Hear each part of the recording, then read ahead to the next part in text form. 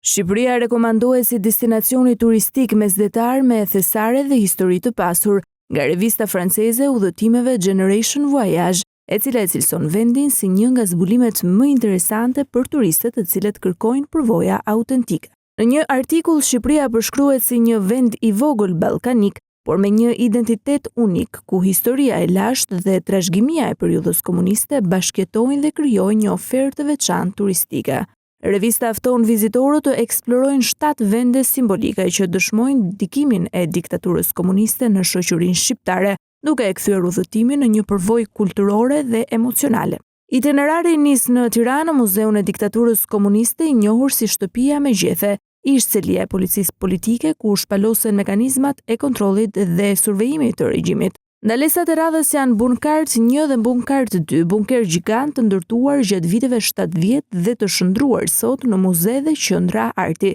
të cilët ofrojnë një pasqyrë të qartë të jetës nën frikën e luftës dhe izolimit. Statujat e fshehura të Tiranës si dëshmi e rrëzimit të simboleve të diktaturës, si dhe tuneli i luftës së ftohtë në Gjirokastër, një kompleks nëntoksor që tregon përgatitjet ekstreme të regjimit komunist, janë të tjera destinacione në rrugtim. Po në Gjirokastër, Muzeu i Armatimeve pasqyron historinë ushtarake të Shqipërisë gjatë komunizmit, ndërsa udhëtimi përmbyllet në jug të vendit, në kalan e Porto Palermos pranë Himarës, një monument me rrënjë që nga koha e Alipash Tepelenës dhe me përdorim ushtarak gjatë diktaturës. Sipas Generation Voyage, Shqipëria është sot një destinacion që ndërthur historinë, kulturën dhe peizazhet mesdhetare, duke u shndruar në një zgjedhje gjithnjë e më tërheqëse për turizmin ndërkombëtar.